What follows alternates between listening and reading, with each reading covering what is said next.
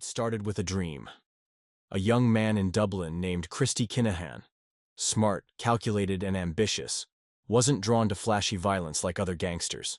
No. Christie was different. He was a businessman in a criminal's world.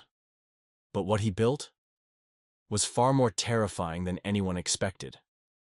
The Kinahan Cartel is now considered one of the most powerful, violent, and secretive criminal organizations in the world, with operations stretching across Europe, the Middle East, and even South America. Drug trafficking, arms smuggling, murder for hire. This isn't your average gang. This is an empire. So, how did a man from inner-city Dublin rise to become the godfather of Europe's most feared crime syndicate? Let's go back. Christie Kinahan was born in 1958 in Dublin, Ireland. In his early years, he was arrested for petty crimes, check fraud, car theft, things small-time criminals usually get into. But Christie wasn't just another street thug. He spoke multiple languages. He studied economics in prison. He was meticulous and quiet. In the 1990s, while most Irish gangs were involved in local turf wars, Christie was building a global network. He saw the potential of international crime.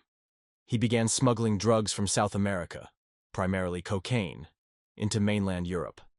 But unlike other cartels, Kinahan didn't rely solely on violence to control his business. He relied on structure. He created a corporate criminal model, front companies in real estate and logistics, shell corporations in Dubai and Spain, trusted lieutenants in each region, all loyal, all silent. This wasn't street-level dealing. This was transnational organized crime. As the years passed, Christie's sons, Daniel and Christopher Jr., stepped in. Daniel, in particular, became the face of the next generation. He wasn't just a gangster. He became a powerful figure in the world of professional boxing. Yes, boxing. Through MTK Global, a management company he co-founded, Daniel helped guide the careers of several high-profile fighters, including world champions, all while allegedly using the company to launder drug money across continents. This gave the cartel legitimacy, cover, access, but it wouldn't last forever. The tide began to turn in 2016, in what would become one of the most violent moments in Irish gangland history.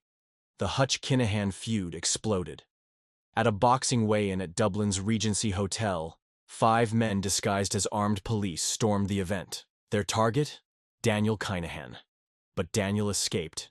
In the chaos, gunmen shot and killed David Byrne, a key Kinahan associate. The message was clear. The Hutch gang was declaring war. What followed was a brutal campaign of assassinations, attempted hits, and public shootings, leaving over 20 people dead. Dublin was on fire, and suddenly, the Kinahan name was no longer operating in the shadows. They were international fugitives. So what happened next? The Kinahans fled Ireland.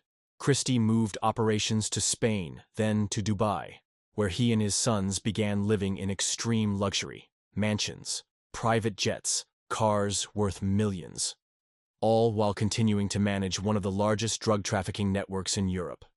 Interpol and Europol began working closely with Irish authorities. By 2019, the U.S. Drug Enforcement Administration joined the hunt. And in 2022, the U.S. government announced a staggering $15 million reward for information leading to the arrest of Christie Daniel and Christopher Kinahan Jr. That's right. $15 million. The Kinahan Cartel had officially become a global priority. So what crimes have they been linked to? Here's just a fraction of what law enforcement believes. Shipping multi-ton cocaine shipments from South America to Europe. Trafficking heroin and cannabis across the UK, Netherlands and Spain. Operating arms routes for criminal militias.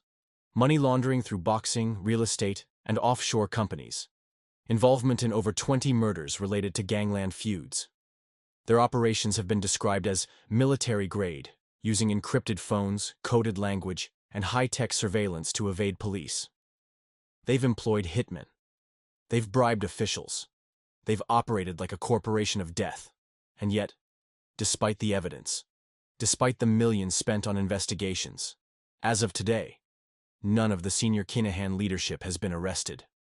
They remain at large, hidden in luxury, protected by wealth, fear, and silence. but their empire is crumbling. In 2023, MTK Global was dissolved. The UAE froze bank accounts linked to the cartel, and international pressure is mounting. The noose is tightening.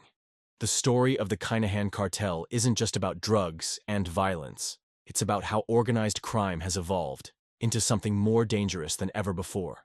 A global shadow network, invisible, untouchable, for now. But justice has a long memory, and the world is watching. If you enjoyed this video and want more stories like this one, make sure to hit that subscribe button. We've got much more coming.